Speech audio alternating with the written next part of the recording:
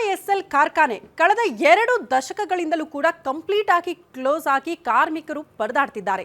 ಕಾರಣ ಇಷ್ಟೇ, ರಾಜ್ಯ ಸರ್ಕಾರ ಮತ್ತು ಕೇಂದ್ರ ಸರ್ಕಾರದ ಮಧ್ಯೆ ಇದೇ ವಿಚಾರಕ್ಕೆ ಸಂಬಂಧಪಟ್ಟಂತೆ ಹಗ್ಗ ಜಗ್ಗಾಟ ನಿರಂತರವಾಗಿ ನಡೀತಾ ಇರೋದ್ರಿಂದ 2 ದಶಕಗಳಿಂದ ಕಾರ್ಖಾನೆ ಪುನರಾರಂಭ ಆಗುತ್ತಾ ಅಂತ ಆ ಭಾಗದ ಕಾರ್ಮಿಕರು ಎದುರು ನೋಡ್ತಾ ಇದ್ರು. ಈಗ ಕಾರ್ಮಿಕರಿಗೆ ಸಂತದ ವಿಚಾರ ಕಾರಣ ಇಷ್ಟೇ, ಕೇಂದ್ರ ಸಚಿವ ಎಚ್.ಡಿ. ಕುಮಾರಸ್ವಾಮಿಯವರು ಒಂದು ಭರವಸೆ ಕೊಟ್ಟಿದ್ದಾರೆ. ಆ ಭರವಸೆ ಏನು, ಕಾರ್ಮಿಕರಲ್ಲಿ ಸಂತಸ ಹೇಗಿದೆ, ರಿಪೋರ್ಟ್ ಇಲ್ಲಿದೆ ನೋಡಿ.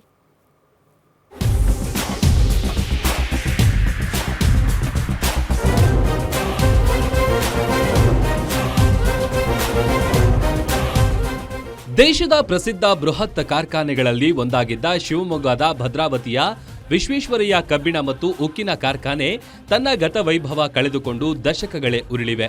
ಕಾರ್ಖಾನೆ ಉಳಿಸಿ ಎಂಬ ಕಾರ್ಮಿಕರ ಹೋರಾಟ ಆರಂಭವಾಗಿ ವರ್ಷಗಳೇ ಕಳೆದರೂ ಯಾವುದೇ ಪ್ರಯೋಜನ ಮಾತ್ರ ಆಗಿಲ್ಲ.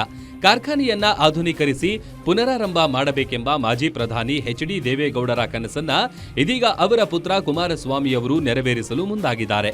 ಕೇಂದ್ರದ ಬೃಹತ್ ಕೈಗಾರಿಕೆ ಮತ್ತು ಉಕ್ಕು ಸಚಿವ ಎಚ್.ಡಿ. ಕುಮಾರಸ್ವಾಮಿ ಈಡೇರಿಸುವ ಘೋಷಣೆ ಮಾಡಿದ್ದಾರೆ. ಒಂದು 4,000 ಕೋಟಿ ಇನ್ವೆಸ್ಟ್ಮೆಂಟ್ ಅಂತಕ್ಕಂಥ ಒಂದು DPR ತಯಾರಾಗಿದೆ. ನಾನು ಹೇಳಿದ್ದೇನೆ, ಮುಂದಿನ 50 ವರ್ಷಗಳ ಕಾಲ ಒಂದು ಸಲ ಈ ಕಾರ್ಖಾನೆ ಪರ್ಮನೆಂಟಾಗಿ ಪ್ರಾರಂಭ ಆದರೆ ಅಡೆತಡೆ ಇಲ್ಲದೆ ನಡೀಬೇಕಿದು.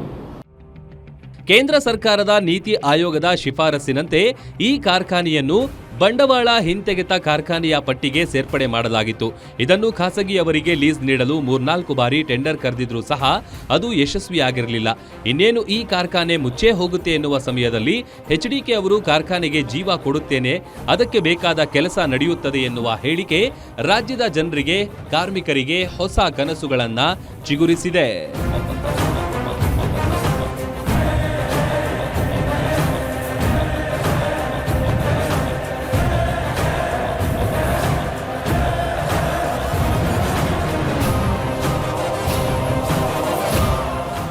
ಒಟ್ಟಾರೆ ಭದ್ರಾವತಿಯ ವಿಐಎಸ್ಎಲ್ ಕಾರ್ಖಾನೆ ಕುರಿತು ಕಮರಿ ಹೋಗಿದ್ದ ಕನಸುಗಳು ಮತ್ತೆ ಚಿಗುರಿದಂತಾಗಿದ್ದು, ಕಾರ್ಖಾನೆ ಪುನಶ್ಚೇತನಗೊಳಿಸುವ ನಿಟ್ಟಿನಲ್ಲಿ ಕೇಂದ್ರ ಸರ್ಕಾರ ಕ್ರಮ ವಹಿಸಲಿ, ಆ ಮೂಲಕ ಭದ್ರಾವತಿಯ ದಶಕಗಳ ಹಿಂದಿನ ಗತವೈಭವ ಮರುಕಳಿಸಲಿ ಅನ್ನೋದೇ ನಮ್ಮ ಆಶಯ.